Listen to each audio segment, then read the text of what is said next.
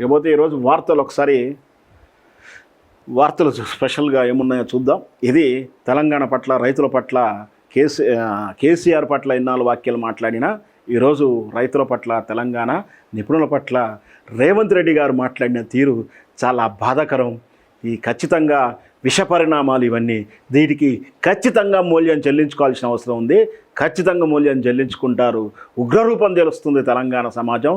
ఆత్మగౌరవంగా తెలంగాణ బిడ్డలు ఖచ్చితంగా వీటికి ఉద్యమిస్తారు. ఖచ్చితంగా రిఫ్లెక్షన్స్ మీకు ఉంటాయి. రాబోయే రోజుల్లో మీ ఎన్నికల్లో మీకు గుణపాఠం చెప్తారు. ఇది వేచి చూడాల్సిన అంశం.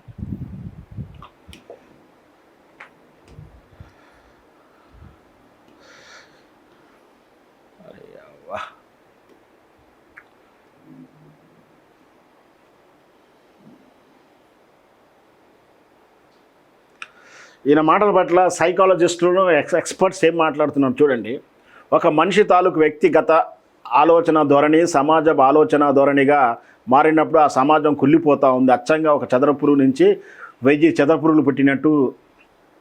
మెదల్లో చెదపురుగురు పుడితే ఎట్లా ఉంటుంది? వస్తువుకి ఏదైనా చెదలు పడితే చూస్తున్నాగానే 2-3 రోజుల్లో ఇల్లంతా కూడా 1000 చెదరపురుగులు వస్తాయి.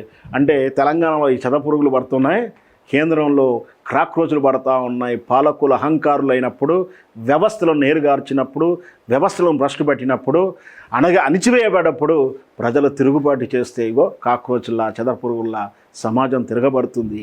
ఇది సైకాలజికల్ అలా చెప్తే, పొలిటికల్ అనలిస్ట్ మేము ఇలా చెప్తున్నాం. యథా రాజా తదా క్రిమినల్స్. ఈ రాష్ట్రంలో క్రిమినల్స్ రాజ్యం వెళ్తున్నారు. ముఖ్యంగా పోక్సో లాంటి కేసుల్లో సులభతరంగా బెయిలు రావడం శోచనీయం. వైఫల్యం బాగా ఉంది. దీని వెనక కుట్రలు, కుతంత్రాలు, స్నేహాలు, ఆర్థిక లావాదేవీలు జరిగాయని ఆరోపణలు వస్తున్నాయి. బలంగా డిఫెన్స్ చేయకపోవడమే సులభతరంగా వస్తున్నాయి. లాలూచులు పడుతున్నారు, తెర వెనక చేస్తున్నారు. న్యాయ వ్యవస్థ మాత్రం ఏం చేస్తుంది? మనం గట్టిగా వాదిస్తే తరిగిన సాక్ష్యాధారాలు చెప్తేనే కదా వాళ్ళు కూడా వింటారు. విననప్పుడు చేతులు కట్టేసుకొని అపోజ్ చేయనప్పుడు వాళ్ళకు అనుకూలంగా సపోర్ట్ చేస్తూ దాఖలు చేయడం, ఆబ్జెక్షన్ చేయకపోవడం, ఇది నిజంగా కుట్రపూరితమైనటువంటి విధానం. వాళ్ళ మధ్య జరుగుతున్నటువంటి కాంగ్రెస్ అండ్ బీజేపీ పార్టీ మెలాఖాతు లోపారికం వల్లనే ఈ రాష్ట్రంలో ఒకవైపు అరాచకం సాగుతుంది. పోక్సోలో లొసగులు అడ్డం పెట్టుకొని బెయిలు తెచ్చుకుంటున్నారు.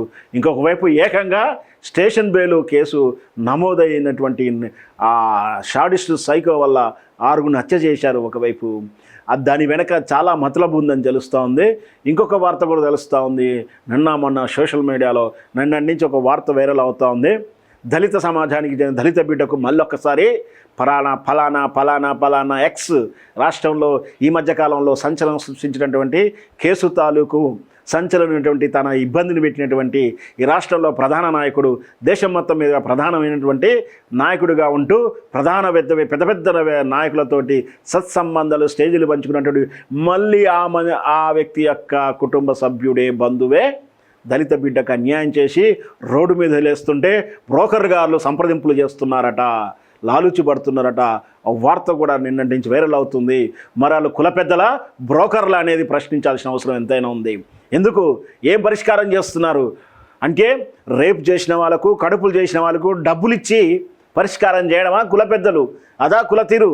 అదా చెబుతుంది కుల కట్టుబాటు? ఏ నాగరికతలో ఉన్నాం మనం? మన కులం వాళ్ళకి అన్యాయం జరిగితే మన కులం వాళ్ళ తరపున పోరాటం చేసిపోయి ఈ రోజుల్లో చూస్తున్నాం. మొన్న సాయి కృష్ణ విజయవాడ మర్డర్ విషయంలో జరిగినటువంటి కుల పెద్దల కుతంత్రాల వెనక లాలూచీలు. నిన్న కూడా ఈ దళిత బిడ్డ గురించి 2 సామాజికవేత్తలు, ఆ సమాజానికి చెందినటువంటి ప్రముఖులు లాలూచుల బేరాలు పెడుతున్నారట. వీటి వెనక కోట్ల రూపాయల దందా నడుస్తుందంటే కన్సల్టెన్సీ మధ్యవర్తిస్తాం చేయిస్తా అని చెప్పినోడు, చేయిస్తా అని తీసుకొచ్చిన వాళ్ళు కూడా బ్రోకరేజ్ చేస్తూ ఉన్నారట. ఈయన మళ్ళీ నిన్నటి తాలూకు కేసులో ఆయన మధ్యవర్తం చేసి బాగానే 3-4-5 కోట్లు వెనకేసుకున్నారని కూడా మళ్ళీ వాళ్ళే చెప్తా ఉన్నారు. సో ఇది ఈ రాష్ట్రంలో క్రిమినల్స్ ఈ విధంగా ఉన్నారు. మరి దేశంలోని అత్యధికమైనటువంటి క్రిమినల్ కేసులు ఉన్నటువంటి నాయకులు చాలామంది ఉన్నారు, ముఖ్యమంత్రులు ఉన్నారు. ఏకంగా మన రాష్ట్ర ముఖ్యమంత్రుల మీద బెదిరింపులు, సెటిల్మెంట్స్, కబ్జాలు, ఇవే అవినీతి, డబ్బులు, ఎన్నో రకమైన కేసులు ఉన్నాయి. మరి గట్లా ఉండి ఆయన జైలుకి వెళ్తే ఆయనకు వంట వండి పెట్టాడనో, ఆయన ఇసునకర్ర పెట్టి ఊదాడని చెప్పేసి అట్లాంటి వాళ్ళకి కూడా బెయిల్ ఇచ్చేసి చట్టంలో లొసంగులు అడ్డం పెట్టుకొని వాళ్ళని బయటికి, అంటే గతంలోనే విమర్శించారు మందులు ఇచ్చిన ఆయనకు ఎమ్మెల్సీ పదవి ఇచ్చావని, మరి నీకు ఇసునకర్ర పెట్టి ఈపినందుకో, కాలు గోకినందుకో, కాలు పిసికినందుకో, అన్నం వండి చేతిలో తట్టి కడిగినందుకో నువ్వు ఒక క్రిమినల్ని బయటికి విడుదల చేసినావంటే మరి మీ సైకాలజీ ఎట్లా అంటుందో అర్థం చేసుకోవాల్సి వస్తుంది. తదా క్రిమినల్స్, యథా రాజా క్రిమినల్స్. లాగులు తొండలు ఇడుస్తాం, పండబెట్టి తొక్కుతాం, పేగులు మెడలో వేస్తాం, రక్తం పొలాలకు పారిస్తాం, గద్దెలు కూలుస్తాం, కనుగుడ్లు పీకి గోటీలాడతా, బెల్ట్ ట్రీట్మెంట్ ఇస్తా. ఇప్పుడు రాష్ట్రంలో తరచూ వినిపిస్తున్న మాటలు ఇవి. అధికార పక్ష అసహనం నుంచి, ముఖ్య నేత ఫ్రస్ట్రేషన్ నుంచి బూతులు, బెదిరింపులు వరదలా పారుతున్నది. రాజకీయ ప్రత్యర్థుల లక్ష్యంగా మొదలవుతున్న అరాచక భాషకు ఆఖరికి ప్రభుత్వ అధికారులు, మేధావులు, సామాన్యులు బాధితులుగా మారుతున్నారు. ప్రతీకార ప్రసంగాలతో నేరమైనటువంటి వాతావరణం పెరుగుతూ ఉంది.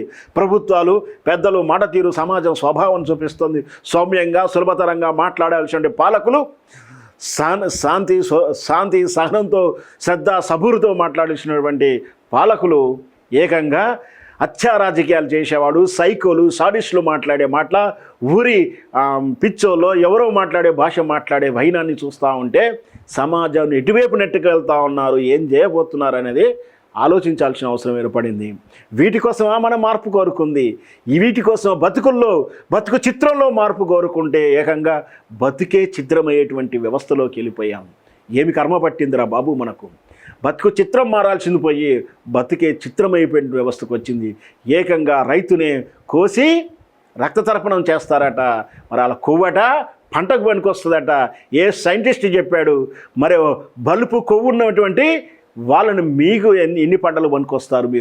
మీరు రాష్ట్రానికే పనికొస్తారా అనే ప్రశ్న కూడా వేయాల్సి వస్తుంది. పెట్టుకోండి, మేము ప్రశ్నించడం మామలాంటి మీద కేసులు పెట్టుకోండి, భయపడేది ఏం లేదు. రైతును అవమానించిన తర్వాత, రైతులు ఇంత మాట అన్న తర్వాత మిమ్మల్ని ఉపేక్షించాల్సిన అవసరం కూడా మాకు కనిపిస్తలేదు. మీ కేసులకు భయపడేటువంటి వ్యక్తిత్వం గల వాళ్ళం కాదు, అమ్ముడు పోయే నైజం అస్సలే కాదు వాళ్ళం. ఇట్లాంటి కేసులు పెట్టి ఏమీ చేయలేరు, ఏం సాధించలేరు.